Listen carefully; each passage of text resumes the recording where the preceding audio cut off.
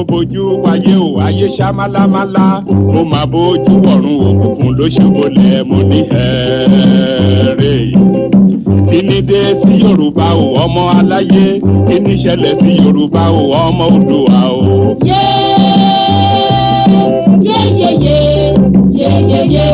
àwa máa ṣe ọ̀rọ̀ láǹfẹ̀. Yorùbá ń ṣera wọn nítorí owó, Yorùbá ń kíra wọn lẹ́sẹ̀ nítorí ipò. Wọ́n fẹ́ bí fáláre, wọ́n gbàlè fẹ́lẹ́ bí, wọ́n kò lè kó wájà, wọ́n tún kó lóko wá mú. Ọgbọ́n tí wọ́n kọ́ tó gbé wọn délé ọlá, ọgbọ́n náà ló tún padà wá ti dé wọn mọ́lẹ̀ o.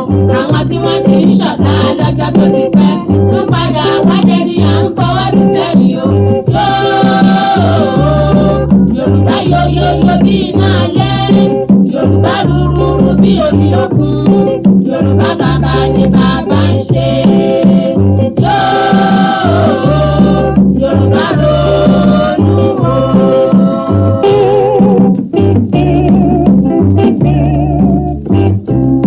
Yorùbá sọra wọn di bọ́ọ̀lù fáráyé gbá. Wọ́n bá gbá wọn sókè, wọ́n tún gbá wọn sísàlẹ̀. Yorùbá sọra wọn di bọ́ọ̀lù táráyé ń gbá. Tán bá gbá wọn sísàlẹ̀ wọ́n á tún gbá wọn sókè. Àwọn tó ti ń jọ̀gá lọ́jọ́ tó ti pẹ́ wọ́n padà wá dẹni à ń fọwọ́ tì sẹ́yìn. Àsọtẹ́lẹ̀ ńlá ni èyí tí bàbá Ògúndé sọ. Ó tilẹ̀ jẹ́ pé ọ̀pọ̀lọpọ̀ àwọn baba ńlá wa ni ò kà á sí tí ọ̀rọ̀ yìí ò nítumọ̀ sí wọn. Ṣùgbọ́n bàbá yìí tó kọ orin yìí ó ń láti jẹ́ pé ó rí nǹkan kan. Láì jẹ́ pé ó rí nǹkan kan kò lè kọrú orin yìí. Ó ń láti jẹ́ pé ó ní nǹkan kan. Bóyá lákòókò yẹn wọ́n ti ń gbá Yorùbá bíi bọ́ọ̀lù, tàbí kó jẹ́ wípé nǹkan tó máa ṣẹlẹ̀ ní ọjọ́ iwájú ni a fi hàn bàbá yìí. Tá a bá dẹ̀ wò lóòótọ́, ṣé Yorùbá ò wá ti di ẹni tá à ń gbá bíi bọ́ọ̀lù báyìí? Ṣé Yorùbá ò ti di bọ́ọ̀lù fún Fúlàní Haúsá láti máa gbá síra wọn báyìí? Tá a bá wọ̀ tún tá a wò sí, ẹ jẹ́ ká wo ibi tí orílẹ̀-èdè yìí dé lọ́wọ́lọ́wọ́. Ẹ jẹ́ ká wo ìkóríta tí a wà. A rí wípé lótìtọ́ àti lódodo àwọn ìṣẹ̀lẹ̀ kan ń ṣẹlẹ̀ tó yẹ ká jókòó ká ronú pé kí ló ń ṣẹlẹ̀ sí ìran Yorùbá, kí ló ń ṣẹlẹ̀ sí àwa ọmọ Yorùbá. Ẹ jẹ́ ká wò lónìí báyìí. Gbogbo ipò jàǹkànjàǹkàn ní orílẹ̀-èdè yìí àwọn Fúlàní ló wà ń bẹ̀. Àwọn Fúlàní ló gbàkóso rẹ̀. Gbogbo àwọn ipò tó jẹ́ wípé ó yẹ kí àwa ọmọ Yorùbá náà ká lè fọwọ́ ẹ̀ sọ̀yà, a ò lè fọwọ́ ẹ̀ sọ̀yà. Àwọn ipò yẹn ti sọnù mọ́ wa lọ́wọ́. Bí àpẹẹrẹ, ẹ já wò láàárín oṣù bíi 12 sẹ́yìn sí oṣù 14 sẹ́yìn láti ìgbà tí ààrẹ Muhammadu Buhari ti gorí oyè. Ẹ jẹ́ ká wo àwọn ipò tí àwa Yorùbá sọnù. Ẹ jẹ́ ká wo àwọn ipò tó yẹ ká wà tá ò lè dé. Tá bá wò báyìí lórílẹ̀‐èdè Nàìjíríà, gbogbo àwọn jàǹkànjàǹkàn tó wà ní ibi adarí iṣẹ́ ààbò lórílẹ̀‐èdè yìí àwọn Fúlàní ló wà ń bẹ̀. Àwọn ló gbàkóso gbogbo ẹ̀. Ẹ jẹ́ ká wo number 1, Minister of Interior. Orúkọ ẹ̀ ní General Abdulrahman Dambazao RTD, ọmọ Kaduna ni. EFCC chairman, orúkọ tiẹ̀ ní Ibrahim Magu, ọmọ Borno State ni. Láàárín ọdún kan tí ààrẹ wa Muhammadu Buhari dórí oyè ló yàn án sípò. Ẹ já wo number 3, Chief of Army Staff ti gbogbo Nàìjíríà pátá. Òun náà ni Lieutenant General Tukur Yusuf Buratai, ọmọ Borno State ni. Ìyẹn ni pé olórí gbogbo àwọn ológun lórílẹ̀‐èdè Nàìjíríà. Orúkọ tiẹ̀ òun náà ni Lieutenant General Tukur Yusuf Buratai, ọmọ Borno ni. Ó dẹ̀ lẹ́ẹ̀kẹta. Ẹlẹ́ẹ̀kẹrin, Acting Inspector General of Police Ibrahim Idris, ọmọ Niger State lòun. Ìyẹn ni pé ẹni tó jẹ́ adarí gbogbo iṣẹ́ ọlọ́pàá pátá ọmọ Fúlàní náà ni. So tá a bá wò á wò wípé kí ló ń ṣẹlẹ̀ gan. Ọ̀pọ̀lọpọ̀ wa la kò lóye tí ó ń ṣẹlẹ̀ yìí. Ṣùgbọ́n tí a bá jókòó tá a bá ronú dáadáa, a mọ̀ pé àwọn ìṣẹ̀lẹ̀ agbára kan ń ṣẹlẹ̀. Irú èmi tó ń sọ̀rọ̀ yìí ní ìgbà kan rí, àlùmájìrì ni mí. Ilẹ̀ Haúsá la gbé bí mi. Ibẹ̀ ni mo ti dàgbà. Tí mo bá ń ṣèdè Haúsá, Haúsá gan ò lè mọ̀ pé mi kì í ṣe Haúsá. Eléyìí jẹ́ kí n mọ àwọn nǹkan kan. Eléyìí jẹ́ kí n mọ àwọn àṣírí kan. Eléyìí jẹ́ kí n mọ àwọn nǹkan kan tó ń lọ lórílẹ̀‐èdè. Fún àpẹẹrẹ, tí ẹ bá wo àwọn Haúsá yẹn ẹ rí wípé Haúsá àwọn Fúlàní ló ń ṣèjọba lé wọn lórí. bẹ́ẹ̀ dẹ̀rẹ́ àwọn Haúsá wọ̀nyí àwọn gangan ló ní northern part of Nigeria. ṣùgbọ́n lójijì àwọn Fúlàní dé wọ́n dẹ̀ gbàkóso ipò àṣẹ lọ́wọ́ wọn. lónìí tá a bá wò ó ní àpẹẹrẹ ó ṣòro kẹ́ ẹ tó rí ọmọ Fúlàní tó ń tọrọ bára títì ẹ lọ wádìí tí mò ń sọ. ó ṣòro kẹ́ ẹ tó rí ọmọ Fúlàní tó ń ṣiṣẹ́ lébúrà pé ẹ lọ káwọn Haúsá kan wá ṣánlẹ̀ ẹ lọ káwọn Haúsá kan wá gbẹ́ kànga ẹ lè rọmọ Fúlàní bẹ́ẹ̀. ìdí ni wípé Fúlàní ti fi ọgbọ́n àlùmọ̀kọ́rọ́ yí ọgbọ́n tí wọ́n ń dá lọ́wọ́lọ́wọ́ báyìí náà wọ́n ti fi gba ipò àṣẹ lọ́wọ́ wọn wọ́n ti gbé ipò ẹrú lé wọn lọ́wọ́. nítorí ẹ̀ ló ṣe yẹ káwa Yorùbá náà ronú. ọ̀pọ̀lọpọ̀ àwa Yorùbá ló jẹ́ wípé òṣèlú kò jẹ́ ká mọ ibi tá à ń lọ mọ́. ọ̀pọ̀lọpọ̀ àwa Yorùbá ló jẹ́ wípé ẹ̀sìn ni ò jẹ́ ká mọ ibi tá à ń lọ mọ́. ṣùgbọ́n ó yẹ káwa Yorùbá ká jókòó ká ronú ká ṣe ara wa lọ́kan ká pinnu wípé ó yẹ káwa náà gbé ìran Yorùbá lárugẹ. gẹ́gẹ́ bí ohun tí mò ń kà lọ ipò bíi ipò 20 ló jẹ́ wípé ọmọ Yorùbá kan péré la rí níbẹ̀. Number 4 Acting Inspector General of Police Ibrahim Idris ọmọ Niger State lòun. ọ̀pọ̀lọpọ̀ àwọn tó yẹ kó wà ní ipò yìí ni wọ́n torí ti Ibrahim Idris dádúró kí Ibrahim Idris bá lè dé ipò yìí. Number 5 Minister of Defence òun ni Brigadier General Mansour Dan Ali RTD ọmọ Zamfara lòun. Buhari náà ló yàn sípò láàrin bí ọdún kan tó dórí oyè. ṣé kò wá sí ẹnikẹ́ni mìíràn tá a lè yàn sípò yìí? ṣùgbọ́n tá a bá sọ pé òkè iṣẹ́ ológun ni pé iṣẹ́ ológun ó yàtọ̀ sí ọ̀rọ̀ òṣèlú. ṣé kò wá sí ọmọ Yorùbá kankan léyìí tá a rí yìí olórí ọlọ́pàá tá a rí yìí a rí ọ̀pọ̀lọpọ̀ àwọn ọmọ Yorùbá tó yẹ kó wà nípò ìṣùgbọ́n tí wọ́n fi wọ́n síbẹ̀ kàkà kan fi wọ́n síbẹ̀ ń ṣe náà dá wọn dúró. ní nǹkan bíi ọ̀sẹ̀ bíi mélòó kan ó ti ń lọ sí oṣù kan báyìí ni wọ́n dá àwọn general 200 dúró. àwọn general 200 àwọn general ní army àwọn 200 náà dá dúró àwọn lọ́gàálọ́gàá. nígbà táwọn èèyàn wá bẹ̀rẹ̀ sí sọ fúnjọba pé àwọn tẹ́tí ẹ̀ lẹ́ẹ̀dá dúró yìí ẹ gbórúkọ wọn jáde ẹ jẹ́ a rí wọn. títí di bá a ṣe ń sọ̀rọ̀ yìí orúkọ àwọn 38 péré ni wọ́n gbé jáde orúkọ àwọn 38. nínú àwọn 38 tó ń gbórúkọ wọn jáde yìí a rí wípé ọ̀dọ̀ àwọn Yorùbá àtàwọn Yíbò ló ṣẹ̀ sí jù. orúkọ àwọn 162 tó kù wọn gbé jáde wọn ò fi hàn nítorí pé wọ́n mọ̀ pé tán bá gbé jáde ó lè dá wàhálà lẹ̀ nítorí pé ọ̀pọ̀lọpọ̀ ọmọ Yorùbá ọmọ Yíbò ní ìjọba tó wà lóde ìyọwọ́ wa láwo nítorí ẹ̀ ló ṣe yẹ ká ronú. àkókò tó ká ṣera wa lọ́kan àkókò tó káyé gbógun tira wa mọ́. ìlú tí ọmọ Yorùbá máa ń lù fúnra wọn náà ní ìlú kówó kó bàjẹ́ kó dèrò ilẹ̀ ó yẹ kí á ronú jinlẹ̀ ká fi òpin sí rúwà bẹ́ẹ̀. nítorí wípé àwọn Haúsá àwọn Fúlàní wọ́n ti rí wa tán wọ́n ti ráṣìírí wa tán wọ́n ti mọ̀ pé ànífẹ̀ẹ́ ara wa wọ́n dẹ̀ ń lo àìnífẹ̀ẹ́ ara wa wọ́n fi ń sọ wá sí inú ìdè. Number 5 Minister of Defence òun náà ni mínísítà tó jẹ́ wípé òun ló wà ní ibi gíga níbi iṣẹ́ ààbò òun ni Brigadier General Mansour Dan Ali RTD ọmọ Zamfara State. Number 6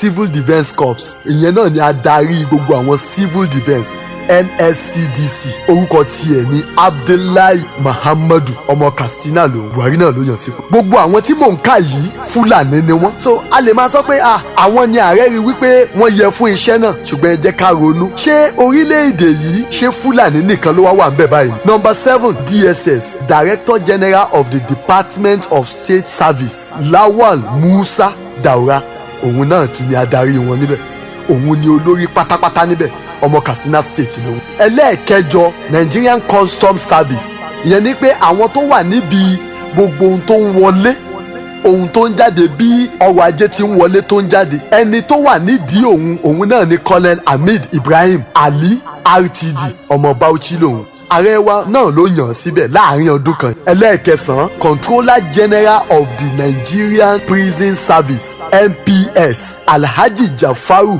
Ahmed òun ló lórí ibẹ̀ ọmọ Kebbi State lòun. Controller General ìyẹn ni pé Controller General gbogbo àwọn prison service gbogbo àwọn tó ń ṣiṣẹ́ ní prison tó ń ṣiṣẹ́ ní ẹ̀wọ̀n àwọn wọ́dà olórí wọn pátápátá lẹ́nu ọjọ́ mẹ́ta yìí gan kìtù ṣèyẹn nìkan lẹ́yìn tán yàn sípò wọ́n tún bẹ̀rẹ̀ sí ṣe àwọn recruitment yẹn ni pé wọ́n bẹ̀rẹ̀ sí gba àwọn ènìyàn síbẹ̀ tó jẹ́ pé kò hàn sí ọ̀pọ̀lọpọ̀ ènìyàn nígbà tá a wádìí àwọn wo náà wà ń bẹ̀ àwọn ọmọ Fúlàní ọmọ Haúsá náà kó síbẹ̀ nítorí ẹ̀ ló ṣe yẹ káwa Yorùbá ká ronú níbo là ń lọ, níbo la dé dúró, níbo la ti ń bọ̀. Ó yẹ ká ronú o. Ó ń bọ̀ àwọn làádẹ́ẹ̀dẹ́. Number 10, federal road safety. Ibẹ̀ nìkan, nítorí pé wọ́n mọ̀ pé road safety kò kúkú sí, wọn kì í lò bọ́n, wọn kì í lo ammunition kankan. Ibẹ̀ ni wọ́n fi ọmọ Yorùbá sí. Nítorí ẹ̀ ló ṣe yẹ káwa Yorùbá ká ronú pé kí ló ń ṣẹlẹ̀ lórílẹ̀‐èdè yìí? Kí ni ipò wo là ń kọjá lọ báyìí? Ipò wo la ti máa lọ bára wa pẹ̀lú gbogbo ohun tó ń ṣẹlẹ̀ yìí? Orúkọ adarí road safety òun náà ni Marshal Boboye Oyeyemi, ọmọ Kwara State làwọn. Number 12, Controller General of Federal Fire Service. Ìyẹn ni àwọn panápaná, adarí aṣíwájú wọn, adarí wọn.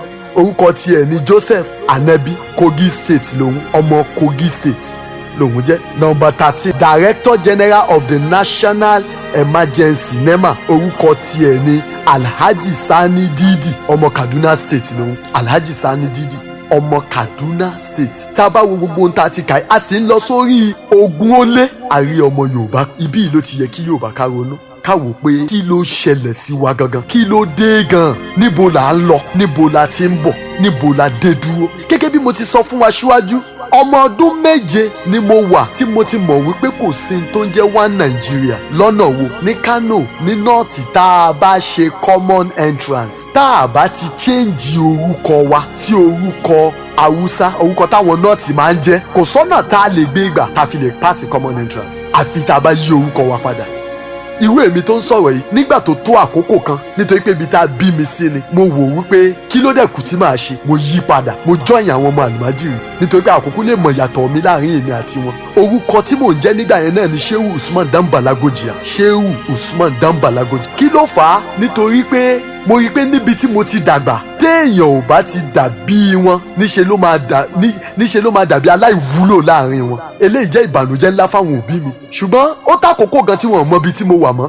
Àwọn àkókò yìí ni mo rí àṣírí àwọn nǹkan kan tó ṣẹ̀ṣẹ̀ ń ṣẹlẹ̀ lórílẹ̀‐èdè Nàìjíríà yìí. Nígbà tá a wà ládùmájìrì, a máa ń kọ orin kan nígbà yẹn. Wọ́n ní an kashe mummunai masu sallah, an kona a zangan katab, in haka ne sarautan mutane, Allah wadan sarautan katab. Ní 1992, ìjà kan ṣẹlẹ̀ ní Sangon Katab, ìlú kan náà pè ní Sangon Katab ní Kaduna. Ìjà tó ṣẹlẹ̀ yìí, òun ló bí orin yìí. Àwọn ará Sangon Katab wọ́n ṣẹ́gun àwọn Haúsá, àwọn Fúlàní tó ń gùn wọ́n gàràgàrà. Wọ́n ṣẹ́gun wọn. Àwọn Fúlàní wọ́n á bẹ̀rẹ̀ sí kọrin. Wọ́n bẹ̀rẹ̀ sí kọrin wípé tó bá jẹ́ pé ìtumọ̀ orin tí mo kọ ní ìsìn náà ni wípé wọ́n pa àwọn mùmínì tó ń kírun, wọ́n dáná sun wọ́n ní Sangon Katab. Tó bá jẹ́ bẹ́ẹ̀ ni ìṣèjọba ènìyàn, ọjọ́ ń bọ̀ ní aláwí ní ọ̀rọ̀ Sangon Katab. Lónìí ìbá ṣe ń sọ̀rọ̀ yìí, kò sí àlàáfíà ní Sangon Katab. Níṣe làwọn Fúlàní máa ń dígbà lọ pa wọ́n nípakúpa. Àwọn ènìyàn ò lè lọ sóko, àwọn ènìyàn ò lè dúró nínú ilé wọn nítorí ohun tí wọ́n ti pinnu láti ṣe ní ọ̀pọ̀lọpọ̀ ọdún sẹ́yìn. Nítorí ẹ̀ ló ṣe yẹ ká mọ̀ wípé gbogbo ohun tó ń ṣẹlẹ̀ yìí kì í ṣe accident, kì í ṣe pé kò déédéé ń ṣẹlẹ̀. Àwọn nǹkan tí wọ́n ti plan fún ni, ìyẹn ni pé àwọn tí wọ́n ti ṣètò rẹ̀ kalẹ̀, tí wọ́n ti mọ̀ ọ́ kalẹ̀ ni. Kì í ṣe nǹkan tó kọ̀ déédéé bẹ̀rẹ̀ sí ṣẹlẹ̀, kì í ṣe nǹkan tó kọ̀ déédéé bẹ̀rẹ̀ sí yọjú. Nígbà yẹn náà máa ń kọrin kan, ani ya jama'a za mu je Tabukar birnin gaba, ko mu dawo ko kar mu dawo, ba za mu bar wahala gaba ba. Ìtumọ̀ orin yẹn ní pé ẹ̀yin ará, a fẹ́ lọ sí àwọn ìlú tó wà níwájú tá ò tí ì gbà. Àbá àdé o, àbá àmàdé o. Àwọn ò ní jẹ́ kí àwọn arìnà kó ṣíwájú wa. A ní jẹ́ kí àwọn arìnà kó wà ní ìlú wa. A ní jẹ́ kán jẹ́ aṣíwájú fún wa. Tá a bá wo àwọn wo dẹ̀ ni wọ́n mọ̀ sí arìnà. Àwa tí a jẹ́ Yorùbá, àwọn Yíbò àti àwọn ẹ̀yà míì, àwa ni wọ́n ń pè ní arìnà. Ní North, tí ìjà bá ṣẹlẹ̀, tí wọ́n bá ń jà ní North, ohun tó máa ń ṣẹlẹ̀ ní pé nígbàkigbà tán bá ń jà, àwọn arìnà yẹn ni wọ́n máa ń pa. Kò dẹ̀ sí tó kàn wọ́n pé pẹ̀lú pé bóyá Yorùbá kan, Yorùbá yẹn jẹ́ Muslim tàbí Yorùbá yẹn jẹ́ Christian, kò sí tó kan Hausa ń bẹ̀. Gbogbo Yorùbá lọ́dọ̀ àwọn Fúlàní arìnà ni wọ́n. Gbogbo àwọn Yíbò lọ́dọ̀ àwọn Fúlàní arìnà ni wọ́n. Nítorí ẹ̀ ní tá a bá wo lọ́wọ́lọ́wọ́ báyìí, tá a bá wo ìṣọwọ́finisípò lórílẹ̀‐èdè Nàìjíríà, àyè pé ìjọba tó wà lóde yìí igbe táǹkì náà ni anti-corruption pé àwọn tako ìwà jẹgúdújẹrá ṣùgbọ́n ẹ jẹ́ kí n sòtítọ́ kan fún wa Yorùbá ò kì í ṣolè ilẹ̀ Haúsá ni wọ́n bí èmi àwọn tó ń kó owó orílẹ̀-èdè yìí jẹ jùlọ àwọn náà ni àwọn Fúlàní àwọn náà ń kó owó orílẹ̀-èdè yìí jẹ láyéláyé ẹ̀ lè rí Fúlàní tó ń tọrọ bárà láyéláyé ẹ̀ lè rí Fúlàní tó ń ṣiṣẹ́ lébùrà ipò gíga tẹ́ ẹ bá rí Fúlàní tó ń da ẹran ẹ má kàn fojú pé ó ń da ẹran wò ènìyàn gíga kan ó ní connection ńlá pẹ̀lú ẹ̀ nínú àwọn Fúlàní lórílẹ̀‐èdè nítorí ẹ̀ ló ṣe yẹ káwa Yorùbá kó ronú ó yẹ ká jókòó ká ronú pé ibo là ń lọ níbo la dé dúró nítorí ó ń bọ̀ àwọn làádẹ́ẹ̀dẹ̀. Number 14 Chief of Air Staff ìyẹn náà ni olórí gbogbo àwọn ológun ojú òfurufú orúkọ tiẹ̀ ni Air Marshal Sadiq Abubakar ọmọ Bauchi State lòun lọ́wọ́lọ́wọ́ báyìí tá a bá wò ó ààrẹ Muhammadu Buhari ọ̀pọ̀lọpọ̀ àwọn ènìyàn ni wọ́n ń dà sẹ́wọ̀n ọ̀pọ̀lọpọ̀ àwọn ènìyàn ni wọ́n ń gba ohun ìní wọn ọ̀pọ̀lọpọ̀ wa inú wa dẹ̀ ń dùn wá sọ pé káre tẹ̀síwájú àmọ́ wípé níṣe ni wọ́n ń dọ́gbọ́n gba ọrọ̀ ajé lọ́wọ́ wa nítorí pé olóyìnbó ní money is power wọ́n fẹ́ dọ́gbọ́n gba ọrọ̀ ajé wa ẹ̀yin náà wò ó ṣé nínú pátì tó jẹ́ wípé àwọn ọmọ Yorùbá nílẹ̀ Yorùbá ń bíbáyìí ló ṣagbátẹrù ààrẹ Muhammadu Buhari dé ipò ṣé kò rí àwọn ènìyàn tó lè fi sí àwọn ipò ààbò ìwọ̀nyí ṣé kò rí àwọn loyalist wọn tó lè fi sí ṣùgbọ́n kò fi wọ́n síbẹ̀ nítorí pé ẹ̀yin ọ̀mọ̀wé ẹ lọ ṣèwádìí ẹ̀ ó wà recorded lórí internet ààrẹ Muhammadu Buhari ó ní Abacha ó ní kò kówó Nàìjíríà jẹ ó ní Abacha ó ní kì í ṣolè ó ní Abacha ó ní kò lùtù Nàìjíríà ó ní Abacha ò fọwọ́ kan ètò òṣùnà Nàìjíríà ó ní Abacha ìṣolè ó dẹ̀ dúró lórí ẹ̀ ó wà recorded lórí internet bẹ́ẹ̀ náà ni láìpẹ́ yìí wọ́n pe ẹnìkan ní Colonel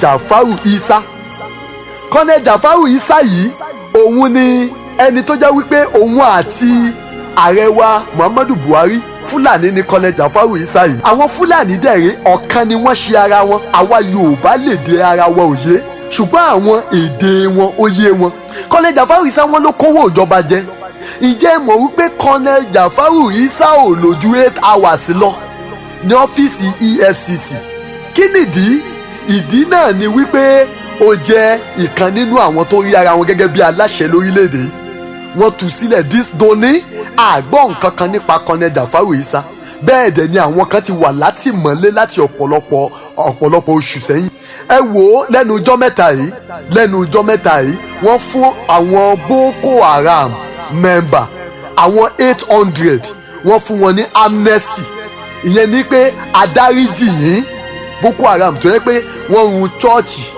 wọ́n bà ọ̀pọ̀lọpọ̀ àwọn mosque jẹ́ dóò bó tilẹ̀ jẹ́ pé ohun tí wọ́n ń ṣe kò yé wa níbí yìí tó bá sọ pé Boko Haram tó bá ló bọ́ǹbù mosque àárò bí bóyá mosque ara wọn ni mosque tiwọn ó yàtọ̀ sí mosque tàwọn ọmọ Yorùbá mosque tàwọn àwọn Fúlàní Haúsá ó yàtọ̀ sí mosque ti àwọn bẹ́ńdẹ̀ àwọn ẹ̀yà míì àwọn gògòbírí gbogbo ẹ̀ wọ́n ti ya gbogbo ẹ̀ wọ́n mọ ìyàtọ̀ àwa lè máa sọ pé nǹkan kan náà la jẹ́ káwa máa fọ́ sára wa lé wọn lórí ẹ jẹ́ n lo example fún wa ẹ wo ààrẹ Abíọ́lá MKO Abíọ́lá láyé ìgbà ààrẹ Abíọ́lá kékeré ni mo ti mọ MKO Abíọ́lá kí dẹ̀ ni mo mọ̀ sí ohun tó jẹ́ kí n mọ̀ ní pé ṣàṣà mọ́sálásí ni wọ́n máa ṣí ní nọ́ọ̀tì tí kò ní sí níbẹ̀ ṣàṣà ni ṣùgbọ́n ẹ wò pẹ̀lú bó ṣe fi gbogbo ara ṣiṣẹ́ fún àwọn Haúsá Fúlàní tó bó ṣe fi gbogbo ara ṣiṣẹ́ fáwọn Fúlàní tó ṣiṣẹ́ fún wọn níṣe ni wọ́n padà dá níṣe ni wọ́n padà kó bá ìgbé ayé rẹ̀ nítorí ẹ̀ ló ṣe yẹ kí ọ̀pọ̀lọpọ̀ wa báyìí ká ronú lónìí báyìí àwọn tí wọ́n fèsì òun làwọn tó wà ní PDP àwọn tó wà ní PDP yẹn àwọn náà ń gbé tìmátìmọ́lé ṣùgbọ́n ẹ jẹ́ ká mọ̀ wípé kì í ṣe àwọn yẹn nìkan làwọn ènìyàn wọ̀nyí ń bájà ohun tó fẹ́ ṣe ni wípé ó ní àwọn nǹkan kan tí wọ́n fẹ́ ṣe, ó ní àwọn ìgbésẹ̀ kan tó fẹ́ gbé ní orílẹ̀-èdè Nàìjíríà. Àwọn ìgbésẹ̀ tó fẹ́ gbé lórílẹ̀-èdè Nàìjíríà yìí, àwọn abẹnugan wa wọ́n fẹ́ pa wọ́n lẹ́nu mọ́ kó tó di wípé wọ́n gbé àwọn ìgbésẹ̀ náà. Àwọn ìgbésẹ̀ kan wà tó le, àwọn pọ́lísì kan wà tó le tí wọ́n fẹ́ ṣe lórílẹ̀-èdè yìí. So àwọn tó jẹ́ wípé wọ́n lè jà fún wa lọ́jọ́ iwájú, àwọn ni wọ́n ń sọ lónìí. Bẹ́lẹ̀ yìí bá sọ̀rọ̀ tó bá tako ìjọba Fúlàní, wọ́n á sọ wípé wọ́n ti rí owó kan nínú àkáǹtì rẹ̀. Bí tọ̀hún bá sọ̀rọ̀ tó bá takò wọ́n, wọ́n á ní wọ́n ti rí owó kan nínú àkáǹtì rẹ̀. Ẹ̀rù wa ń ba gbogbo ènìyàn báyìí. Àwọn jàǹkànjàǹkàn báyìí tẹ́fọ́ bá ń sọ̀rọ̀ lórí tẹlifíṣàn, lórí rédíò, ẹ rí wípé ìbẹ̀rù bojo lóníkálukú fi ń sọ̀rọ̀. Nítorí ẹ̀ ló ṣe yẹ kí á gbàgbé pátì ní kòríta tàdé yìí. Ká gbàgbé ọ̀rọ̀ òṣèlú, ká gbé ọ̀rọ̀ òṣèlú, ká gbé tì sẹ́gbẹ̀ẹ́ kan. Kí Yorùbá ká sọra wa di ẹyọ kan, ká pinnu láti di ẹyọ kan, ká rìn ní ìṣọ̀kan, káyé lùlù kówókówó fúnra wa mọ́. Nítorí pé ó ń bọ̀ àwọn làádẹ́ẹ̀dẹ̀. Bàbá yẹn sọ, ó ní Yorùbá sọra wọn di bọ́ọ̀lù táráyé ń gbá. Tó bá gbá wọn sísàlẹ̀, wọ́n á wá gbá wọn sókè. Àwọn tó ti ń jọ̀gá lọ́jọ́ tó ti pẹ́, wọ́n padà wá dẹni à ń fọwọ́ tì sẹ́yìn. Yorùbá wá dẹni tó ṣe wípé àwọn tí wọ́n ti ń ṣọ̀gá lé lórí ló padà wá dẹni tó ń ṣọ̀gá lórí wọn. Ẹ jẹ́ ká wò ó NNPC ẹni tó jẹ́ adarí NNPC lọ́wọ́ báyìí, òun náà ni Mẹ̀kàntí Kàchálà Bọ̀rú. Lẹ́nu ọjọ́ mẹ́ta yìí ìṣẹ̀lẹ̀ ṣẹlẹ̀ ní NNPC. Kí ni ìṣẹ̀lẹ̀ tó ṣẹlẹ̀? Wọ́n déédéé fowó kówó epo. Nígbà yẹn ni Kàchúkú wà níbẹ̀. Orí orúkọ Kàchúkú ló wà wípé wọ́n fowó kówó epo. Òun náà tó bá sọ̀rọ̀ sígbà yẹn níṣe ló ń dìfẹ́ǹdì ààrẹ wa. Tẹ́ bá béèrè eléyìí lọ́wọ́ ẹ̀ kò ní jẹ́ kẹ́ ẹ sọ̀rọ̀. Wọ́n bá béèrè question eléyìí lọ́wọ́ ààrẹ á ti sọ̀rọ̀. Kò mọ̀ wípé wọ́n kàn lo òun ni. Bẹ́ẹ̀ náà ni ọ̀pọ̀lọpọ̀ àwọn jàǹkànjàǹkàn nílẹ̀ Yorùbá báyìí tí inú wọn dùn tó yẹ pé bọ́n bá béèrè ìbéèrè eléyìí lọ́wọ́ ààrẹ Muhammadu Buhari, àwọn náà máa dáhùn. Bọ́n bá béèrè wọn ò ní jẹ́ kí ààrẹ òun sọ̀rọ̀. Àwọn ọmọ Yorùbá ló máa gba wájú gbẹ̀yìn lẹ́ni tó ṣe wípé ẹ̀ mọnú ẹ̀ mọ bí tó ń lọ, lẹ́ni tó ṣe wípé òun ní ìpinnu tiẹ̀, ó ní ìlànà tiẹ̀, ó ní ohun tiẹ̀ lọ́kàn tó fẹ́ ṣe. Ẹ wò báyìí, ẹ jẹ́ ká kọ́gbọ́n ńlá látara Kàchúkú. Nígbà tí wọ́n lo Kàchúkú láti sọ owó epo di gọbọi, owó kẹrosíìnì di gọbọi, owó dísù di gọbọi, owó gáàsì di gọbọi, wọ́n wá yọ kúrò, wọ́n wá ní kò mọ̀ ọ́n ṣe mọ́. Ṣùgbọ́n ó ti wà lórí orúkọ rẹ̀, wọ́n wá fi Mẹ̀kàntí Kàchálà Bọ̀rú wọ́n fi síbẹ̀, wọ́n pààrọ̀ ẹ̀. Bẹ́ẹ̀ náà ni ọ̀pọ̀lọpọ̀ lónìí tínú wọ́n sì ń dùn wípé ayò làwọn jẹ́ lọ́wọ́ ààrẹ wa. Níwọ̀n ìgbà tó àwọn yẹn ò bá ti kí ń ṣe Fúlàní, ẹ gbàgbé ẹ̀. Àwọn Fúlàní ló fẹ́ gbàkóso orílẹ̀-èdè yìí. Ohun tó ṣẹlẹ̀ ní pé Haúsá gan Kámú ni wọ́n gbà. Nítorí pé ní inú ìtàn ọ̀pọ̀lọpọ̀ ìlú àwọn Haúsá ni àwọn Fúlàní ni wọ́n pa àwọn ọba wọn. Wọ́n pa àwọn ọba wọn, wọ́n dẹ̀ fi Fúlàní ara wọn wọ́n fi joyè. Ìyẹn ló ṣẹlẹ̀ títí tó fi dé Ìlọrin. Nítorí pé wọ́n gbàgbọ́ nínú kill and dominate. Ẹ wò báyìí ohun tá à ń gbọ́ káàkiri pé Fúlàní pààyàn níbí, Fúlàní pààyàn lọ́hùn. Kí ló fà á? Wọ́n gbàgbọ́ wípé àwọn làwọn ní orílẹ̀-èdè yìí, àwọn dẹ̀ gbọ́dọ̀ gba orílẹ̀-èdè lọ́wọ́ àwọn ọ̀tá wọn. Gẹ́gẹ́ bí orin tí mo ní wọ́n máa ń kọ yẹn pé àwọn ń lọ sí ìlú, àwọn ìlú tó wà níwájú láti gba ilẹ̀, láti gba àwọn ìlú náà. Ní NNPC a rí àwọn kan wà tó tún jẹ́ sọ̀ǹgbè ní NNPC. Ìyẹn ni pé tí ó tún jẹ́ wípé a fi sábẹ́ Mẹ̀kàntí, irú permanent secretary of the Federal Ministry of Finance. Orúkọ tiẹ̀ ni Mahmood Isa, ọmọ Dutse ni òun. Àwọn aláṣẹ ní NNPC mẹ́fà, ẹ jẹ́ ká wò wọ́n. Alákọ̀ọ́kọ́ ni Malam Abba Kyari. Ẹlẹ́ẹ̀kejì Dr. Thomas M.A. John. Wọ́n fòun dí gẹrẹwu síbẹ̀, wọ́n fi dí gẹrẹwu. Tí ò bá ṣọ́ra níbi tó wà yẹn, wọ́n máa kó bá a ni, wọ́n máa sọ pé ń ṣe ló kówó jẹ, ó wá kẹni tó máa ní kò kówó jẹ. Ẹlẹ́ẹ̀kẹta Dr. Pius O. Akínyẹ̀lúrè yìí náà bí ò bá ṣọ́ra, àfi kó jẹ́ wípé tó bá sùn kó má di ojú ẹ̀. Nítorí pé ohun tó máa wá sí lẹ́sẹ̀ náà ni wípé wọ́n máa sọ pé kówó jẹ, ó wá ku ẹni tó máa ní kò kówó jẹ. Number 4 Dr. Tajudeen Umar, ara wọn náà ni, àwọn náà tún ni Buhari náà ló yàn sípò láàrin ọdún kan. Number 5 Malam Mohammed Lawan, NNPC, àwọn náà ni. Number 6 Malam Yusuf Lawan, ilẹ̀ Haúsá náà ni. Fúlàní náà ni gbogbo àwọn tó ń kó sípò yìí. Àwọn tó ń kó sípò yìí tí ìyá wọn ò bá jẹ́ Fúlàní, bàbá wọn á jẹ́ Fúlàní. Ní gbogbo àwọn tá a ti ń list látàárọ̀ yìí, a dẹ̀ sọ pé kò mean a ní kò matter nítorí ẹ̀ ló ṣe yẹ ká jókòó ká ronú. ẹ wò ó lẹ́nu ọjọ́ mẹ́ta yìí ni wọ́n sàn kígbe wípé Sàràkí ti kówó jẹ pé ó declare asset rẹ̀ pé ó declare ohun tó ní irọ́ ló pa níbẹ̀. ìyẹn náà kọ́kọ́ gbé jáde nígbò ya tí wọ́n fà yẹn títí wọ́n ní nígbà tó wà ní gómìnà wọ́n ló ti kó gbogbo owó ìlú jẹ. ta ni kò mọ bàbá rẹ̀ lórílẹ̀‐èdè yìí? gbogbo ènìyàn tó bá mọ ìtàn ló máa ti gbọ́ nípa Sàràkí, bàbá Sàràkí, ẹni tí ò dipò kankan mú ní ìjọba tó pé láì dẹ̀ dipò kankan mú ní ìjọba ó dẹ̀ ń ṣe títì nílùú. láì dipò kankan mú ní ìjọba ó dẹ̀ ń ṣe títì nílùú. irú ẹni bẹ́ẹ̀ ó wá kú tán ẹ wá ń béèrè lọ́wọ́ ọmọ ẹ̀ pé níbo ló ti rówó. mo jókòó mo ronú mo ní sáwọn ará bí ìfẹ́ ru gbogbo ìran Yorùbá tán ni ṣé wọ́n fẹ́ bà ti gbogbo Yorùbá jẹ́ ni nígbà tí a bá ń béèrè lọ́wọ́ Sàràkí wípé níbo ló ti rówó. nígbà tán ṣe kéèsì yẹn lọ títí gbòòyà wọn ni wọ́n fọ́ọ̀jì òfin kan nílé aṣòfin. wọ́n ṣe yẹn títí gbòòyà wọn tún sọ wípé báyìí wọ́n ní wọ́n fẹ́ bẹ gbogbo àwọn gómìnà tó ti ṣe kọjá wò wọ́n tún ní orúkọ ẹ̀ tún wà láàrin wọn. ṣùgbọ́n o ẹ̀yin Yorùbá ẹ jẹ́ ká ronú. àwọn Fúlàní wọ̀nyí ó níbi táwọn ń lọ. àwa ló dàbí ẹni pé a ò mọ ibi tá à ń lọ. àwa gangan ló dàbí ẹni pé a ò mọ ibi tí à ń lọ. nítorí àwọn mọ ibi tán ń lọ wọ́n mọ nǹkan fẹ́ ṣe. wọ́n mọ̀ pé ipò tí Bùkọ́lá Sàràkí wà yẹn wọ́n mọ̀ pé ipò yẹn òun nípò ẹnì kẹta ní orílẹ̀-èdè Nàìjíríà. bódẹ̀ ti wù kó rí àwa ilẹ̀ Haúsá náà gbé wá sí àmọ́ tí wọ́n jẹ́ wọ́n mọ̀ pé bó tilẹ̀ jẹ́ wípé o Sàràkí jẹ́ ọmọ Ìlọrin o bó tilẹ̀ jẹ́ wípé o àwọn Ìlọrin náà ń kílèmù bíi pé nọ́ọ̀tì làwọn wọ́n mọ̀ wípé Yorùbá ni wọ́n. wọ́n á dẹ̀ fẹ́ kí ọmọ Yorùbá kó wà ní ipò yẹn. òun ni gbogbo ogun tán gbé tì yẹn láti yọ Yorùbá kúrò nípò. bẹ́ẹ̀ dẹ̀ rí àwa ọmọ Yorùbá dẹ̀ tó ń sọ̀pọ̀tì wọn pé kí wọ́n já ọmọ wa bọ́. ìlú kówókówó yìí ẹ jẹ́ ká fòpin sí i. ìlú kówókówó yìí ó yẹ ká ṣàtúnṣe lórí ẹ̀ ká má lù ú mọ́ nítorí pé tá a bá di ọ̀kan òun la fi lè di aṣẹ́gun. tá a bá di ọ̀kan àwọn ará bí ìyá sọ wá dẹrú. nítorí ẹ̀ ló ṣe yẹ ká ronú ká jókòó ká ronú jinlẹ̀ wípé ńbo la ti ń bọ̀ níbo la dé níbo la ń lọ. ọ̀pọ̀lọpọ̀ nínú wọn ń dùn pẹ̀lú gbogbo ìgbóguntì tí Bùkọ́lá Sàràkí ní.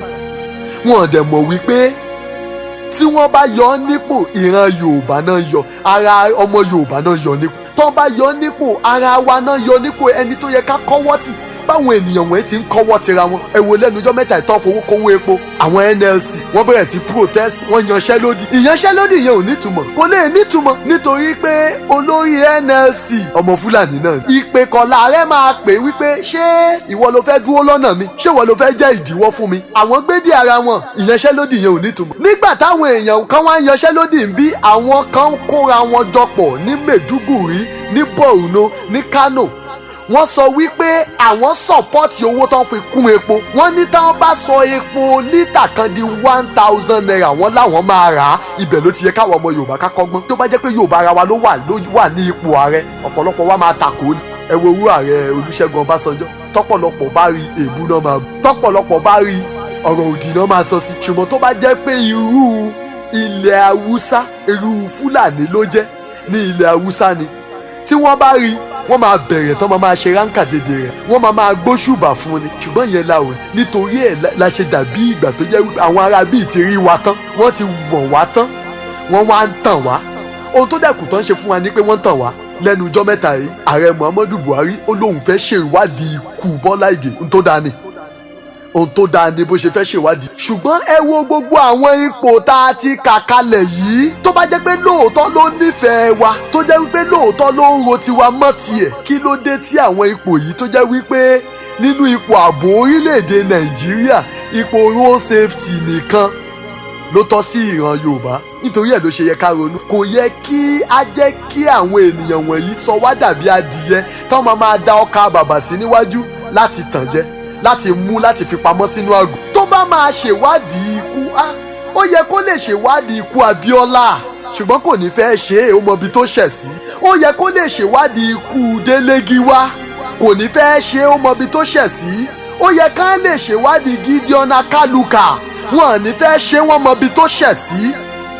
ó yẹ kí wọ́n lè ṣèwádìí àwọn ọ̀pọ̀lọpọ̀ ọmọ Yorùbá ọmọ Yíbò tí wọ́n fẹ̀yìn wọn ti àgbà ní 83 to 85 tó jẹ́ wípé láìsí wípé wọ́n gbé ẹjọ́ wọn lọ sí kóòtù kankan tí kóòtù kan ò ṣèdájọ́ wọn ó yẹ kán lè ṣèwádìí ikú àwọn èèyàn wọ̀nyẹn ṣùgbọ́n wọn ò ní ṣe irú ìwádìí bẹ́ẹ̀ so kò yẹ ká jẹ́ kí àwọn èèyàn wọ̀nyí kó tàn wá mọ́ àwọn haúsá máa ń pèdè kan táwọn yorùbá bá sọ pé àkúyà làwúsá haúsá ó sọ wípé nkúnchẹ́ mú akúyóyí nè kúnèchì àwọn ndẹ̀múkèchì tẹ́ bá sọ wípé àkúyà ni wá ẹ̀yin ní kókó tá à ń jẹ ṣé lóòótọ́ báyìí ṣé ààdẹ̀ ti di kókó táwúsá ń jẹ lóòótọ́ nítorí ẹ̀ ló ṣe yẹ káwa yorùbá ká ronú ó yẹ ká ronú o nítorí pé ó ń bọ̀ àwọn làádẹ́ẹ̀dẹ̀ ó ń bọ̀ àwọn làádẹ́ẹ̀dẹ̀ o ó ń bọ̀ àwọn làádẹ́ẹ̀dẹ̀ kò yẹ ká jẹ́ kí àwọn ènìyàn wọ̀nyí kó wá sọ wá di aláìmọ̀ọ́ṣe mọ́ ọ̀pọ̀lọpọ̀ lónìí wọ́n á ní wọ́n rí owó nílé lágbájá wọ́n rí owó nínú sọ́kàwé lágbájá èmi dúró lórí ẹ̀ nítorí pé mo mọ ibi tán bí mi sí ilẹ̀ haúsá náà bí mi sí ibẹ̀ ni mo ti dàgbà ibẹ̀ ni mo gbọ́njú sí tẹ́ ẹ bá dé local government secretariat nílẹ̀ haúsá the only time tẹ́ ẹ lè rí ènìyàn ní local government secretariat ní on the 22 on the 23 on the 24 àti 25 kí ni wọ́n wá ṣe níbẹ̀ wọ́n wá pín owó allocation tíjọba gbé wá lẹ́yìn tán bá ti pín in tán oníkálukú padà sílẹ̀ tó bá jẹ́lẹ̀ yorùbá ni a ti fi petition ṣera wa léṣe nítorí ẹ̀ ló ṣe yẹ ká ronú nítorí wípé ó ń bọ̀ àwọn làádẹ́ẹ̀dẹ̀ nǹkan kan ń bọ̀ pẹ̀lú ipò yìí ẹ jẹ́ n tẹ̀síwájú number 16 gẹ́gẹ́ bí mo ti sọ níwájú NLC president òun náà ni comrade Ayuba Wahaba ẹni tó wà níbẹ̀ kóhun ó tó débẹ̀ òun náà ni Abdullahi Umar haúsá kúrò nípò haúsá tún bọ́ síbẹ̀ ẹ̀yìn kó yẹ ká ronú pé kí ló ń ṣẹlẹ̀ gangan nítorí ẹ̀ ní gbogbo protest tó protest lórí epo kò lè nítumọ̀ torí pé ọmọ ọ̀yá kan náà ni wọ́n èdè wọn yéra wọn àwa la máa ń gbógun tira wa àwọn pera wọn ní born to rule wọ́n dẹ̀ ń ṣiṣẹ́ tọ́ àwa náà dẹ̀ ignorantly ìyẹn ni pé à ń fi àìmọ̀kànmọ̀kàn àfi ń fara wa lé wọn lọ́wọ́ lónìí ọ̀pọ̀lọpọ̀ tó bá máa sọ̀rọ̀ wọn á ní kí ló dé táwọn yíbò ń ṣe gbogbo ń tán ṣe yẹn kí ló dé táwọn yíbò ń kígbe Biafra ẹ dẹ̀ jẹ́ ká sọ̀rọ̀ síbi tó yẹ ká sọ̀rọ̀ ẹ wo gbogbo ikọ̀ tá a ti kà kalẹ̀ yìí kò sọmọ yíbò kan níbẹ̀ a ní àwọn kan tán pè ní middle belt kò sí middle belt níbẹ̀ oríṣiríṣi ẹ̀yà ló wà lórílẹ̀‐èdè yìí ó wá wà ní apá kan Fúlàní nìkan wá gbàkóso ohun gbogbo ẹ jẹ́ ká wo ipò tí Buhari ààrẹ wa Muhammadu Buhari tó fi àwọn obìnrin sí a rí àwọn mínísítà obìnrin mẹ́fà nínú àwọn mínísítà obìnrin mẹ́fà yìí nínú wọn la ti rí Kẹ́mi Adéọ̀ṣun minister for finance òun nìkan ni ọmọ Yorùbá Ogun State lòun ti wá àwọn nìkan lọ́mọ Yorùbá nínú gbogbo àwọn mínísítà yìí ẹlẹ́ẹ̀kejì Aisha Abubakar Minister of State Trade Industry and Investment ọmọ Sokoto lòun ọmọ Sardauna of Sokoto ni wọ́n kọ̀ fà á sípò ni ẹlẹ́ẹ̀kẹta Aisha Jumai Alhassan Minister of Women Affairs ọmọ Taraba State lòun ẹlẹ́ẹ̀kẹrin Ajia Zainab Shamsuna Ahmed Minister of State Budget ọmọ Hausa náà lòun ni ọmọ Fúlàní precisely ọmọ Fúlàní náà ni ibi ìkórìtà yìí ló yẹ kí àwọn obìnrin ní ilẹ̀ Yorùbá kàn ti dìde wípé àṣẹrú akọ̀ fáwọn ọmọ wa láti ṣẹrú akọ̀ láti di bọ́ọ̀lù táwọn ẹ̀yà mìíràn máa gbá síra wọn nítorí pé láìsí àwa ìran Yorùbá kò sí bí ẹni tó ń yọ àwọn èèyàn sípò kò sí bó ṣe lè débẹ̀ láì ṣe pé ìṣe la fọwọ́sowọ́pọ̀ ṣùgbọ́n ẹ wo ipò tí wọ́n fi wá sí báyìí nítorí ẹ̀ ló ṣe yẹ kí iye wa kó ṣí nítorí ẹ̀ ló ṣe yẹ ká mọ bí tá à ń lọ báyìí ká yé gbógun tira wa mọ́ káwa náà sọra wa dọ̀kan ká yé fi torí ẹ̀sìn tàbí nítorí òṣèlú ká fi pínra wa yẹ́lẹyẹ̀lẹ ká sọra wa di ọ̀kan nítorí pé lọ́dọ̀ àwọn Fúlàní Haúsá àwọn ò rí Yorùbá kankan pọ̀ ní ẹ̀sìn ohun táwọn rí tán mọ̀ nípa Yorùbá náà ni pé arínè ni wọ́n mo ti sọ síwájú tí wọ́n bá ń jẹ ogun 1991 ojú wa ló ṣe ní Kánò ogun 95 ojú wa ló ṣe ogun 92 ojú wa ló ṣe gbogbo ìgbà tí wọ́n ń ja ìjà yìí kò sí tó kàn wọ́n pẹ̀lú pé o jẹ́ Muslim o jẹ́ Yorùbá àbò o jẹ́ Kírísítẹ́nì. níwọ̀n ìgbà tó o bá ti lè jẹ́ Yorùbá tó o jẹ́ Bẹ́ndẹ̀ tàbí tó o jẹ́ Yíbò tàbí tó o jẹ́ bóyá Middle Belt tí kì í ṣara wọn ìpàdé. nítorí ẹ̀ ló ṣe yẹ ká sọra wa di ọ̀kan. kò yẹ ká gbà kí àwọn ènìyàn wọ̀nyí tàn wá nítorí pé ọ̀pọ̀lọpọ̀ láàrin wa báyìí ni wọ́n ti ń tàn ló jẹ́ wípé a ti ń gbàgbọ́ wípé nǹkan kan náà làwa àti wọ́n jẹ́ a kì í ṣe nǹkan kan náà nítorí pé wọn ò gbà wá gbọ́ àwa la gbà wọ́n gbọ́. ọ̀pọ̀lọpọ̀ wọn kàn ń pa àwọn nǹkan kan mọ́lẹ̀ ní wípé kí àṣírí má tú ṣùgbọ́n kò yẹ ká máa fara wa sínú ìdè. ẹ má jẹ́ àtanra wa mọ́. àwọn ará bí ò gbà wá gbọ́ àwa la gbà wọ́n gbọ́. àwọn ará bí ò fẹ́ wa àwa la fẹ́ wọn. nítorí ẹ̀ ló ṣe yẹ ká sọ ara wa papọ̀ ká di ẹyọ kan. lónìí wọ́n á sọ wọ́n ní gómìnà kan ó ti kó gbogbo owó ìlú jẹ ó ti ṣe nǹkan kan àwọn gómìnà tó yẹ ká fọwọ́sowọ́pọ̀ pẹ̀lú ẹ wò ó lónìí báyìí. ṣé tó bá jẹ́ ká tiẹ̀ jókòó kákọ̀ tiẹ̀ pé àjọ tó ní ìrònú wípé Dangote ṣé tó bá jẹ́ ọmọ Yorùbá ni Dangote ǹjẹ́ gbogbo tírélà rẹ̀ ṣọ́mọ Haúsá ò ti ní dáná sun tán ní north ṣáwọn Haúsá ò ti ní ba gbogbo ọrọ̀ ajé rẹ̀ jẹ́ ǹjẹ́ owó tí wọ́n ń tírèsì kiri tán sọ pé ó wà nínú àkáǹtì lágbájá ó wà nínú àkáǹtì tẹ̀mẹ̀tò ṣé wọ́n ní ti ní tírèsì ẹ̀ wọnú àkáǹtì rẹ̀ ká lọ́mọ Yorùbá ní tàbọ́mọ Yíbò nítorí ẹ̀ ló ṣe yẹ ká ronú. lónìí bá ọ̀pọ̀lọpọ̀ ọmọ Yorùbá ló jẹ́ wípé a ti mú ọmọ Yíbò lọ́tàá a ti mú àwọn Yíbò lọ́tàá bí ó dẹ̀rọ bí kì í ṣe Yíbò ló yẹ ká mú lọ́tàá ó yẹ ká jókòó ká ronú. Haúsá máa ń pòwe kan wọ́n á ní arìnè ya kẹ́sẹ̀ arìnè wọ́n ní bá a lè bí. ìyẹn ni pé aláìgbàgbọ́ pa aláìgbàgbọ́ wọ́n ní kò ṣẹ̀ṣẹ̀ ń bẹ. tí wọ́n dẹ̀ rí gbogbo wa yìí aláìgbàgbọ́ ni wá. lọ́wọ́lọ́wọ́ báyìí àwọn nǹkan kan wà tí wọ́n fẹ́ ṣe. ohun tó fẹ́ ṣe náà ni wípé wọ́n fẹ́ kí àwa àti àwọn Yíbò ká kọjú ìjà síra wa ká bẹ̀rẹ̀ sí bára wa jà ká di ọ̀tá. ìyẹn náà ni pé òwe yẹn á ṣe wípé arìnè yẹn náà kéṣe arìnè. ìyẹn nípa aláìgbàgbọ́ ń pa aláìgbàgbọ́ ẹ fi wọ́n lẹ̀ jẹun máa para wọn. ó yẹ ká jókòó ká ronú. bẹ́ẹ̀ náà ni nílẹ̀ Yorùbá níbí yìí ẹ wo àwọn nǹkan kan tó ń ṣẹlẹ̀ lẹ́nu ọjọ́ mẹ́ta yìí à lo ìjáàbù àìlo ìjáàbù ó kọjá agbára àwọn gómìnà wọ̀nyẹn. gbogbo ohun tó ń ṣẹlẹ̀ yí àtòkè wá ni ohun tó ń dẹ̀ fẹ́ kó ṣẹlẹ̀ gan kò ṣẹlẹ̀ nítorí pé Yorùbá láròjinlẹ̀. ohun tó ń fẹ́ kó ṣẹlẹ̀ láàrin wa ni pé kíjà ò bẹ́ sílẹ̀ kéde àìyedè ó bẹ́ sílẹ̀ ká bẹ̀rẹ̀ sí para wa kán kó àwọn sójà wá kán bẹ̀rẹ̀ sí run àwa náà bọ́n ṣe ń ṣe nílẹ̀ Yíbò lọ́wọ́lọ́wọ́. nítorí ẹ̀ ló ṣe yẹ ká ronú ká gbé pé ìwọ pátì kan ìwọ èyí ṣe pátì mi ká gbé sẹ́gbẹ̀ẹ́ kan kí gbogbo wa ká sọra wa di ọ̀kan kí gbogbo wa ká pinnu láti jùmọ̀ ṣọ̀kan kí gbogbo wa ká pinnu nítorí pé láì ṣe pé a di ẹyọ kan tá a bá ti lè gbà kí wọ́n lu àwọn kan láàrin wa láti fi bá àwọn kan jà nígbà tí wọ́n bá lu àwọn yẹn tán àwọn tí ó kù yẹn náà wọ́n máa padà gbógun tì wọ́n ni nítorí pé wọ́n mọ̀ pé wọ́n ti gbàgbára lọ́wọ́ wọn wọ́n ti wíkì wọn wọ́n máa padà wá gbalẹ̀ wọn ni nítorí pé ẹ má jẹ́ ká gbàgbé bí Usman Dan Fodio ṣe gba gbogbo ilẹ̀ Haúsá bọ́n ṣe gbà náà ni wípé nígbà tí wọ́n dé àwọn Haúsá yẹn wọ́n ti ń ṣẹ̀sìn wọn ṣùgbọ́n nígbà táwọn Fúlàní dé wọ́n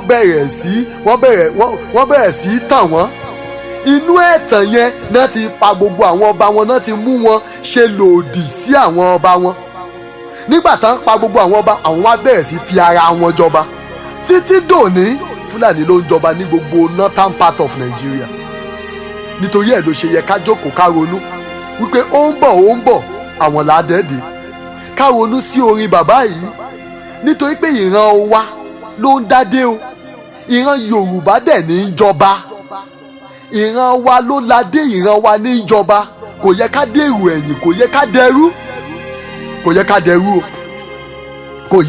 o. àwọn obìnrin gẹ́gẹ́ bí mo ti ń sọ lọ ẹlẹ́ẹ̀karùn-ún Amina Mohammed òun náà ni Minister of Environment ọmọ Yobe State lòun. Number 17 Accountant General of the Federation of Nigeria òun ni Ahmed Idris ọmọ Kano lòun. Ààrẹ Muhammadu Buhari náà ló yàn sípò. Number 18 Chief of Defence Intelligence CDI orúkọ tiẹ̀ ni Muhammed Saliu Usman ọmọ Haúsá náà ni ọmọ Fúlàní náà ni. Number 19 Nigerian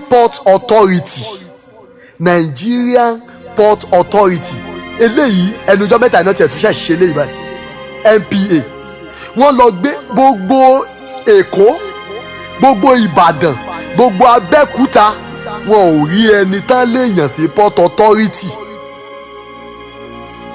wọn ò rẹ́ni tán léèyàn sí Port Authority Kaduna náà ti lọ mú yàn wá ta ni wọ́n yàn síbẹ̀ òun orúkọ tiẹ̀ ni Miss ọmọ kékeré tiẹ̀ ni Miss Hadiza Usman òun ni Managing Director Port Authority Nigerian Port Authority wọ́n tún wá fi ẹnìkan ṣe sọ̀ǹgbé rẹ̀ ní gbogbo ilẹ̀ Yorùbá wọn ọ̀rẹ́ ni tán lè fi síbẹ̀ ní gbogbo àwọn pààtì tó gbé ààrẹ Muhammadu Buhari wọlé APC wọn ọ̀rẹ́ ni kẹ́ni tán lè fi síbẹ̀ wọ́n tún wá mú Mohammed Bello Koko òun náà tún fi ṣe sọ̀ǹgbé lẹ́gbẹ̀ẹ́ rẹ̀ òun ni Executive Director Finance and Administration ní NBA nítorí ẹ̀ ló ṣe ká ronú pé ibo là ń lọ gan níbo là ń lọ kí ló ń ṣẹlẹ̀ gan ibi tá a dé yìí ló ti yẹ ká pe àjọ tó ní ìrònú ibi tá a dé yìí ló ti yẹ ká ronú àròjinlẹ̀ ẹ wo Benue State báyìí ọkàn àwọn ará Benue State ò balẹ̀ ohun tó ń ṣẹlẹ̀ ní Benue yìí ó yé mi dáadáa torí pé mo ti jẹ́ àlùmájì rí òun náà ni wípé n tó fẹ́ ṣe fún wọn níbẹ̀ náà ni pé gbogbo àwọn tá ń rí gẹ́gẹ́ bíi arne tá ń gẹ́gẹ́ bíi infidel àwọn aláìgbàgbọ́ wọ́n fẹ́ pa wọ́n kán gbalẹ̀ wọn ọ̀pọ̀lọpọ̀ wa ò dẹ̀ kà á sí àárí bí ẹni pé nǹkan kan ń ṣẹlẹ̀ gbogbo bá yẹn sọ pé Fúlàní ń run àwọn èèyàn kiri àwa ò kà á sí a dẹ̀ ti gbàgbé wípé Benue State tí wọ́n ń dojú ìjà kọ lọ́wọ́lọ́wọ́ báyìí táwọn bá gbà á tán àwọn stéètì tó tún tẹ̀lé náà tún máa gbà àwọn stéètì tó tún tẹ̀lé náà máa gbà nítorí ẹ̀ ló ṣe yẹ ká jókòó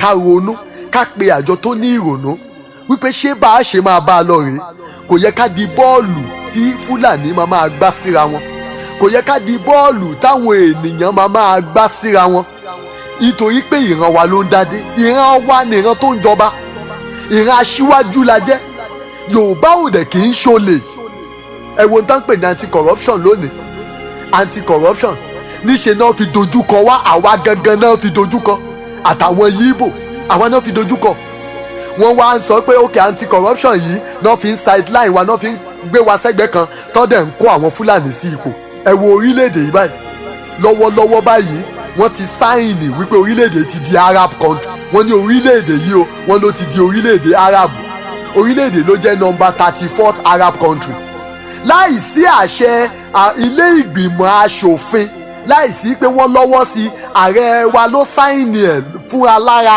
rẹ̀ single-handedly adẹ̀jókòó a ò ṣe nǹkan kan ó yẹ ká jókòó ká ronú o ó yẹ ká ṣera wa lọ́kàn kò yẹ ká tún fi wa sínú ìdè sí nítorí pé ń ṣe ni àwọn ènìyàn wọ̀nyí ń tàn wá kò yẹ kí ká gbà fún wọn láti tẹ̀síwájú láti máa tàn wá nítorí pé ó ń bọ̀ àwọn làádẹ́ẹ̀dì ẹ jẹ́ ká wo INEC olórí INEC òun náà ni Àtàírù Jẹ̀gá ẹni tó jẹ́ wípé òun ni ó ṣe election tó fi fa tí ààrẹ wa Muhammadu Buhari fi wọlé nígbà tí tẹ́nà rẹ̀ tán ọjọ́ tí tẹ́nà rẹ̀ tán òun náà dẹ̀ tún mú Fúlàní míì ó fi sípò yẹn ó fi ṣe olórí INEC ẹni tí Àtàírù Jẹ̀gá fi sí ipò yẹn kò lò 24 hours tí ààrẹ wa Muhammadu Buhari fi mú àna rẹ̀ tó fi àna rẹ̀ sípò orúkọ àna rẹ̀ tó fi sípò náà ni Amina Zekeri ọmọ Kazaure lòun ọmọ Katsina State nígbà tí wàhálà pọ̀ táwọn èèyàn sá ní kò yẹ kó rí bẹ́ẹ̀ kò yẹ kó rí bẹ́ẹ̀ kò yẹ kó rí bẹ́ẹ̀ pé wọ́n láti yọ ni wọ́n wá fi sípò jàǹkankan ipò kan tó ní agbára ní INEC mo wá wò ó mo ronú títí pé ṣé ipò yìí ò wá tọ́ sọ́mọ Yorùbá kò yẹ kọ́mọ Yorùbá kò yẹ kọ́mọ Yorùbá kó jẹ́ adarí INEC ní Nàìjíríà ṣé kò yẹ kí ọmọ Yorùbá kó dé ipò yẹn ẹni tán tún wá fi síbẹ̀ lọ́wọ́lọ́wọ́ báyìí tí ààrẹ Muhammadu Buhari tó fi síbẹ̀ òun náà ni Professor Mahmood Yakubu ọmọ Haúsá náà lòun náà ọmọ Fúlàní nítorí ẹ̀ ló ṣe yẹ káwa Yorùbá ká ronú pàtàkì jùlọ pé ọjọ́ ọ̀la àwọn ọmọ wa báwo ló ti máa rí tó pé ewu tó wà níbẹ̀ ni wípé ohun tó bá ti mú kí Fúlàní ó wà lókè ó máa make sure pé àwọn tòun náà ló máa wà nísàlẹ̀. Ẹ wò ó lójoojúmọ́ níṣẹ́ ń bọ́ lọ́wọ́ àwọn ènìyàn wa. Ẹ wo ohun tó ṣẹlẹ̀ sí Skybank lẹ́nu ọjọ́ mẹ́ta yìí. Ẹ wo ohun tó ṣẹlẹ̀ sí Skybank. Wọ́n yọ àwọn adarí Skybank. Wọ́n wá mú àwọn méjì kan tó jẹ́ loyalist tiwọn wọ́n fi wọ́n síbẹ̀. Ohun tó tiẹ̀ wá ṣẹlẹ̀ tó yani lẹ́nu ni wípé wọ́n mismanage lóònù kan. Wọ́n mismanage owó kan. Wọ́n ní so ohun tí àwọn dẹ̀ máa ṣe fún wọn náà ni wípé àwọn gba Skybank lọ́wọ́ wọn. Wọ́n ní CBN gba Skybank lọ́wọ́ wọn. Bẹ́ẹ̀ dẹ̀rẹ̀ ní CBN báyìí wọ́n ti ṣe àwọn recruitment kan. Wọ́n ti fi ọ̀pọ̀lọpọ̀ ọmọ Yorùbá tó wà ní CBN náà ti yọ nípò. Ọ̀pọ̀lọpọ̀ ọmọ Yorùbá tó wà ní CBN ọmọ Yíbò tó wà níbẹ̀ náà ti yọ nípò náà ti fi àwọn Fúlàní rọ́pò síbẹ̀. Nítorí ẹ̀ ló ṣe yẹ ká ronú wípé ìbo là ń bá ìbo là ń lọ níbo là ń dé dúró wípé ó ń bọ̀ o àwọn ládẹ́ẹ́dẹ́ẹ́dẹ́ o ó yẹ ká gbé ìgbésẹ̀ tó ní agbára ó yẹ ká gbé ìgbésẹ̀ tó ní ìtumọ̀ ó yẹ ká gbé ìgbésẹ̀ tó ní ìtumọ̀ nítorí pé ìgbà ń bọ̀ tó pé bí nǹkan ti ń lọ yìí kò ní sí ipò kan tó ṣe jàǹkàn tí wọ́n ọmọ Yorùbá ó fẹ́ wà ńbẹ̀ pẹ̀lú ibi tán bá a lọ yìí. Nítorí ẹ̀ ló ṣe yẹ kí àwa Yorùbá ká ṣera wa lọ́kan. Gómìnà kan wà báyìí tó yẹ pé wọ́n gbógun ayé àtọ̀run tì nítorí pé ó ń sòótọ́ ó ń bá ìjọba yìí sòótọ́ ó ń sọ wípé ní tí ìjọba yìí ń ṣe kò dáa. Àwa ọmọ Yorùbá náà dẹ̀ sọ́pọ́ọ̀tì ẹ̀ gbogbo bá ṣe ń gbógun tì tó yẹ kí á dìde ká fọwọ́sowọ́pọ̀ bí ọmọ Fúlàní ṣe fọwọ́sowọ́pọ̀ tó jẹ́ pé tara wọn ni wọ́n mọ̀ káwa náà bẹ̀rẹ̀ sí mú ara wa káwa náà bẹ̀rẹ̀ sí ṣètò báwa náà ó ṣe dépò ipò gíga. Ṣùgbọ́n irọ́ ìlú kówókówó là ń lù fúnra wa ìlú kówókówó là ń lù nítorí ẹ̀ ó ń bọ̀ àwọn ládẹ́ẹ́dẹ́ẹ́dẹ́ o torí pé nǹkan kan ńlá kan ń bọ̀. INEC tá a sọ nípa rẹ̀ àwọn kan tún wà tó jẹ́ wípé wọ́n tún jẹ́ sọ̀ǹgbè lábẹ́ adarí pátápátá irú ibẹ̀ yẹn ni wọ́n lọ fi Amina Zakari sí. Ẹ jẹ́ ká kà á ẹ wò INEC commissioner representing North West Amina Zakari ọmọ Kazaure lòun Dr. Antonia Okosi Simbine North Central wọ́n fòun náà di gẹrẹwu síbẹ̀. Alhaji Baba Shetima Arufo North East Hausa náà ni ọmọ Fúlàní náà ni. Dr. Muhammed Mustapha Lekki South àwọn náà mà ní o òun náà ọmọ Fúlàní náà tún yàn sípò yẹn. Kò sí gbogbo kò sẹ́ni wọn ọ̀rẹ́ nikẹ́ni tán lè yàn sí ipò yẹn ní gbogbo ilẹ̀ Yorùbá. Mr. Soyebi Adédèjì Solomon wọ́n fi di gẹrẹwu tí ò bá ṣọ́ra níṣe náà máa kóba wọ́n máa wá nǹkan kan mọ́ lẹ́sẹ̀ ni tó máa fẹ́ fi yọ ọ́ nípò yẹn. Ẹ wo ipò kan tá a tún dì mú ipò adarí road safety wọ́n ti wá bọ́n ṣe máa yọ ẹnìyẹn ariwo náà ló tún pọ̀. Ṣó wá yẹ kó jẹ́ wípé àjẹkù náà máa fún wa jẹ ní orílẹ̀-èdè àwa tó jẹ́ pé ìran wa ló ń dádé ìran wa ló ń jọba. Nítorí náà Yorùbá ronú ó ń bọ̀ àwọn làádẹ́ẹ̀dẹ́ a ti sọra wa di bọ́ọ̀lù táráyé ń gbá ṣùgbọ́n a lè gbára wa padà ẹ wò ó lónìí ìran Yorùbá àdá ológun ní kàn tiẹ̀ sọ pé ológun yìí o àwọn ológun yìí ti Yorùbá ni àdá ní Haúsá ní BBC Haúsá kí ló dé tí ò sí BBC Yorùbá nítorí pé aṣọ kan wọ́n ní Yorùbá ń kówó jẹ wọ́n ní wọ́n rówó kan lákàntì gbá wọ́n rówó kan lákàntì àwo Yorùbá ò kówó kan tírélà mélòó ni ọmọ Yorùbá ní ẹ wò ó lónìí Dangote bẹ́ẹ̀ bá sọ̀rọ̀ fúláwà òun ni bẹ́ẹ̀ bá sọ̀rọ̀ ráìsì òun ni bẹ́ẹ̀ bá sọ̀rọ̀ everything lórílẹ̀‐èdè yìí sàtífíkẹ́ẹ̀tì tó yẹ kí àwọn kọ́ńpìnì jàǹkànjàǹkàn sàtífíkẹ́ẹ̀tì tó yẹ káwọn ọ̀pọ̀lọpọ̀ kọ́ńpìnì kan máa ṣíà òun nìkan ni Dangote ń lò nítorí pé ó jẹ́ ọmọ Fúlàní torí pé ó jẹ́ ọmọ Fúlàní torí ẹ̀ ló ṣe yẹ ká ronú ó yẹ ká ronú o torí pé ó ń bọ̀ àwọn làádẹ́ẹ̀dẹ̀ ó ń bọ̀ àwọn làádẹ́ẹ̀dẹ̀ nítorí ẹ̀ mo tún padà sórí orin yẹn Yorùbá sọra wọn di bọ́ọ̀lù táráyé ń gbá tán bá gbá wọn sísàlẹ̀ òun á tún gbá wọn sókè o àwọn tó ti ń jọ̀gá lọ́jọ́ tó ti pẹ́ wọ́n padà wá dẹni à ń fọwọ́ tì sẹ́yìn o Yorùbá ronú wò ó ẹ jẹ́ ká ronú kí orílẹ̀-èdè bàbá wa ká má bàa dàlejò níbẹ̀. Fúlàní pa 10 lánàá, ó pa 5 láàárọ̀ yìí. A máa ń tán lọ nìyẹn. Wọ́n gbé eléyìí jù sẹ́wọ̀n, ó kú sẹ́wọ̀n. Wọ́n gba gbogbo owó tẹ́lẹ̀ yìí ní tọ́ bá ti ti eléyìí mọ́lé, wọ́n bá ti mú yàn báyìí tán bá ló kówó jẹ. Wọ́n á ní kó lọ mú 300 million wá, wọ́n á ní kó lọ mú 400 million wá. Àdẹ̀mọ̀ wípé níṣe làwọn ará bíbà yìí ń dọ́gbọ́n gba ọrọ̀ ajé. Yẹn ni pé wọ́n fẹ́ sọ àwọn ènìyàn wa di akúùṣẹ́ nítorí ìgbà tán bá máa páàsì àwọn òfin kan. Ẹ̀wùkẹ́ yẹn jáwé example grazing bill tán fẹ́ páàsì ní House of Assembly. Gẹ́gẹ́ bí mo ti sọ fún aṣíwájú, ọmọ àlùmájìrì ni èmi rí. So àwọn bìkan wà táwa yìí ti wọ̀, àwọn nǹkan kan wà tá a ti gbọ́ tó jẹ́ wípé jíjẹ́ àlùmájìrì ló jẹ́ ká wọ̀, jíjẹ́ àlùmájìrì ló jẹ́ ká gbọ́. Ọ̀pọ̀lọpọ̀ nǹkan la mọ̀ tó jẹ́ wípé ọ̀pọ̀lọpọ̀ ọmọ Yorùbá ò mọ̀ bíi báwo. Ní ilẹ̀ Yorùbá, àwọn Haúsá fi máa ń sọ wípé ilẹ̀ àwọn la wà, àwa là ń pe ilẹ̀ yìí ní ilẹ̀ wa. Àwọn Fúlàní máa ń sọ láàrin ara wọn wípé a máa padà fi orílẹ̀-èdè kalẹ̀ fún àwọn ni. Tẹ́ ẹ bá dẹ̀ wò ó jọ gàté kò jọ gàté, ó má dàbí ẹni pé ó fẹsẹ̀ méjèèjì lélẹ̀. Ẹ wo gbogbo ohun tá a ti kà sẹ́yìn ní ìsìn, ẹ wo gbogbo ohun tá a ti wò, ẹ wo gbogbo ipò tá a ti wò, ipò tó ń lọ bíi 20. Ẹ̀yin náà ẹ wo àwọn tó wà níbẹ̀. Ohun tí ààrẹ yìí dẹ̀ ń ṣe lọ́wọ́lọ́wọ́, mo fẹ́ ká lọ ṣe àwọn àṣàrò kan. Ẹ jẹ́ ká lọ wo bí Muammar Gaddafi, ààrẹ orílẹ̀-èdè Libya, ẹ jẹ́ ká lọ wo bó ṣe ìjọba rẹ̀, ká gbé yẹ̀wò.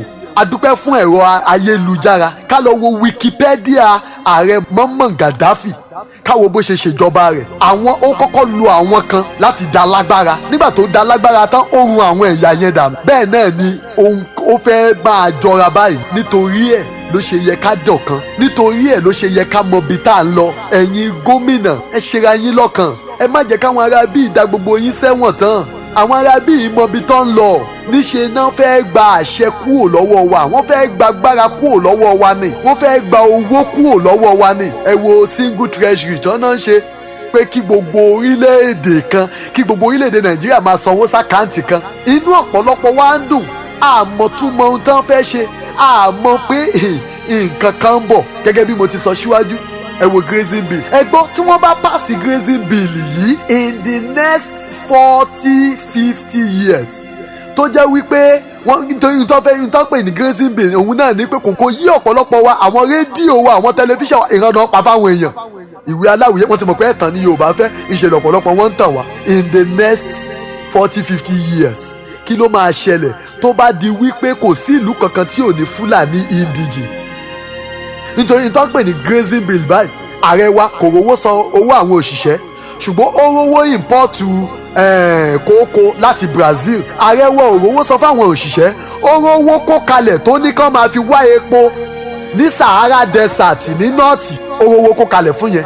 Àdẹ̀jókòó ká ronú billions of dollars wọ́n dẹ̀ ń tàn wá. Àwọn gómìnà ilẹ̀ Yorùbá ò rówó òṣìṣẹ́ san, ṣùgbọ́n àwọn gómìnà tó jẹ́ Fúlàní rówó òṣìṣẹ́ san. Àwítàwí wọn ni wọ́n lọ yáwó ní Islamic Bank. Ìyẹn ní pé Islamic Bank sun owó jáde. Kò jẹ́ ká ronú. Àwọn arábí ń tàn wá ní, wọ́n ń tàn wá ní. Ìsìláàmù tá à ń ṣe nílẹ̀ Yorùbá ó yàtọ̀ sí ìsìláàmù tiwọn. Ó ṣòro kẹ́ ẹ tó rí ọmọ Yorùbá tó máa gbé bọ́ǹbù sára tó máa lóun fẹ́ lọ pààyàn torí pé òun ń lọ jọbọ ọ̀run. Lónìí ọ̀pọ̀lọpọ̀ ló jẹ́ wípé ẹ̀tàn wọn mú wa. Lọ́nà wo? Wọ́n á dédé gbé ẹlẹ́rìí èké dìde. Ṣé èèyàn tó lè gbé bọ́ǹbù sára kó kú nítorí pé òun ń lọ sọ́run, ṣóun ni ò lè jẹ́rìí èké ti ènìyàn torí gẹ́gẹ́ bí ọ̀tá rẹ̀, ọ̀tá wọn dẹ̀ la jẹ́. Àwa là ń fi tipátipá sọra wa dọ̀rẹ́ wọn, àwa là ń fi tipátipá fira wa sínú ìdè wọn. Ẹ jẹ́ ká ronú, ẹ jẹ́ ká ṣàtúnṣe, nítorí wípé bí a bá ń bá a lọ báyìí, níbo là á bá yàrá já. Èmi tó ń bá yín sọ̀rọ̀, orúkọ mi náà ni BO ADEOGOYEMI, ṣùgbọ́n orúkọ tí mò ń jẹ́ nígbà tí a wà lálùmọ̀jìrì òun náà ni Shehu Usman Dambalagojiya, nítorí wípé ibẹ̀ náà kú bí wá sí, àwa náà dẹ̀ fẹ́ dàbí wọn. Nítorí náà Yorùbá ẹ já ronú.